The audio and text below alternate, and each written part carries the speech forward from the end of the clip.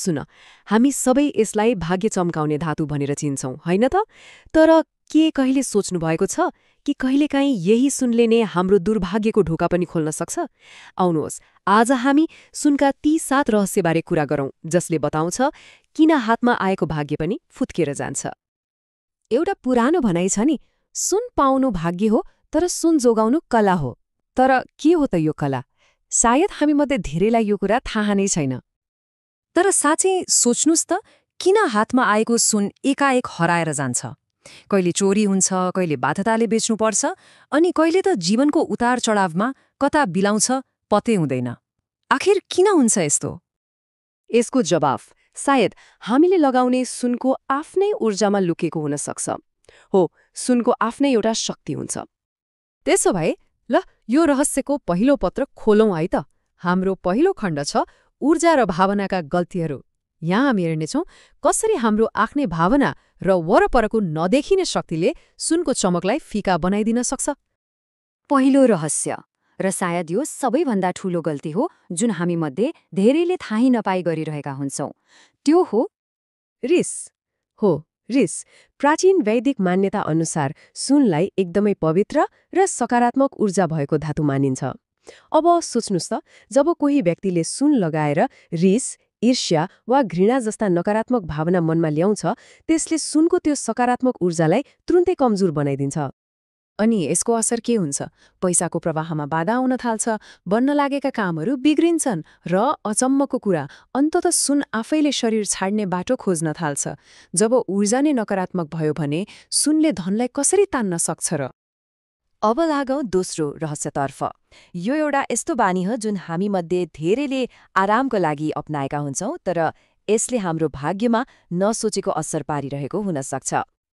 त्यो हो राति सुत्दा पनि सुन लगाइराख्नु। हेर्नुस्, मान्यता के छ भने हाम्रो शरीरले निद्रामा दिनभरिको तनाव र नकारात्मकतालाई बाहिर फाल्छ। यस्तो बेलामा शरीरमा भएको सुनको सकारात्मक ऊर्जा र शरीरबाट निस्किरहेको नकारात्मक ऊर्जाबीच एक किसिमको लडाईँ चल्छ। अनि यही ऊर्जाको द्वन्द्वले गर्दा धेरैको सुन या त भाँचिन्छ या कता हराउँछ पत्तै हुँदैन। त्यसैले त भनिन्छ सुन लगाएर सुत्ने बानीले धनको प्रवाहलाई नै काटिदिन सक्छ। तेस्रो रहस्यले हामीलाई आफ्नो भन्दा पनि हाम्रो वरपरको वातावरणमा ध्यान दिन सिकाउँछ। किनकि कहिलेकाहीँ समस्या हामीमा होइन, हाम्रो सङ्गतमा हुन्छ। कोही व्यक्ति आफैमा जतिसुकै सकारात्मक किन नहोस्, यदि उसको वरपर नकारात्मक मानिसहरूको सङ्गत छ भने, जस्तै कुरा काट्ने, ईर्ष्या गर्ने वा अरूको दुःखमा रमाउने, हो त्यस्ता मानिसहरूको नकारात्मक ऊर्जाले पनि सुनको शक्तिलाई कमजोर बनाइदिन्छ। र यहाँ एउटा एकदमै रोचक मान्यता छ। जब सुनले वरपरबाट यस्तो खराब ऊर्जा महसुस गर्छ, तब त्यो धातु आफैले आफूलाई बचाउन खोज्छ रे। मानौ त्यो सुनले नै भगवानलाई पुकारिरहेको छ र त्यस्तो ठाउँबाट टाढा जान खोज्छ। अनि यही कारणले गर्दा त्यो हराउने वा नासिने सम्भावना बढेर जान्छ। ल अब हाम्रो यात्राको दोस्रो खण्डमा प्रवेश गरौं, कर्म र नियतका गल्तीहरू। यहाँ हामी थाहा पाउनेछौं कसरी सुनप्रतिको हाम्रो व्यवहार र त्यसलाई प्रयोग गर्ने उद्देश्यले हाम्रो भाग्यलाई बनाउन वा बिगार्न सक्छ। चौथो रहस्यले हामीलाई के सिकाउँछ भने सुनलाई केवल एउटा गहनाको रूपमा मात्र होइन, एकदमै सम्मानका साथ व्यवहार गर्नुपर्छ। सुनलाई पूजा गर्ने धातु पनि मानिन्छ। त्यसैले यसलाई फुकाल्दा कहिल्यै फाल्नु हुँदैन, सिधै भुइँमा राख्नु हुँदैन वा पानीमा फाल्नु हुँदैन। यस्तो व्यवहारले सुनको ऊर्जा कट हुन्छ र एकपटक ऊर्जा काटिएपछि त्यो हराउने वा चोरी हुने सम्भावना हत्तै बढेर जान्छ। अब पाँचौं रहस्यमा जाउँ, जसले सुनको ऊर्जालाई शुद्ध राख्नु कति महत्त्वपूर्ण छ भन्ने कुरा बताउँछ। यो गल्ती त झन् धेरैले फ्यासनको लागि गरिरहेका हुन्छन्। हेर्नुस् त, सक्कली सुनलाई नक्कली गहनासँग मिसाएर लगाउँदा, जस्तै नक्कली चेन वा अरू कुनै धातुसँग, सक्कली सुनको शक्ति पनि घट्छ। अनि कमजोर सुनको शक्तिले कमजोर आभामण्डल बनाउँछ, जसले धनको आगमनलाई नै रोकिदिन्छ।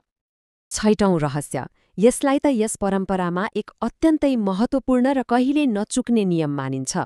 यो हाम्रो नियत अर्थात् हामी सुनलाई कुन उद्देश्यको लागि प्रयोग गर्छौं भन्ने कुरासँग सम्बन्धित छ। मान्यता के छ भने सुनले कहिले पनि गलत कामलाई समर्थन गर्दैन। यदि कसैले सुन बेचेर ऋण तिर्न, जुवा खेल्न वा कुनै खराब लतको लागि पैसा तिर्न प्रयोग गर्यो भने त्यो सुन गएपछि फेरि फर्केर आउने सम्भावना लगभग शून्य हुन्छ, किनकि यस्तो कर्मले सुनको पवित्र ऊर्जालाई नै भ्रष्ट बनाइदिन्छ। र अब हामी आइपुगेका छौं सातौं र अन्तिम रहस्यमा। यो गल्ती त्यति बेला हुन्छ जब सुन शरीरमा हुँदैन। प्रश्न के हो भने, नलगाउँदा सुनलाई कहाँ राखिन्छ त? यो तालिकाले स्पष्ट देखाउँछ सुन राख्ने ठाउँ गलत भयो भने के हुन्छ। पर्समा राख्दा पैसामा भएको नकारात्मक ऊर्जा सोच्छ। कपडाभित्र लुकाउँदा गुरुत्वाकर्षणले यसको ऊर्जा क्षेत्र काटिदिन्छ र फोहोर बक्समा राख्दा त भाग्य नै घट्छ। यस्तो गल्तीले गर्दा सुन कहिले र कसरी हरायो भन्ने पत्तै हुँदैन। त्यसैले सुन केवल एउटा पहेँलो धातु मात्र होइन, यो त ऊर्जा, धन, भाग्य र स्थिरताको प्रतीक हो। अब जब यी रहस्यहरू थाहा भइसक्यो, प्रश्न उठ्छ, सबैभन्दा पहिले कुन बानी बदल्ने त? एउटा कुरा त पक्का छ, सुनलाई सम्मान र ध्यान दिएर राख्दा भाग्य चम्किन्छ, तर बेवास्ता गर्दा त्यो भाग्य हातबाट कहिले चिप्लन्छ पत्तै हुँदैन।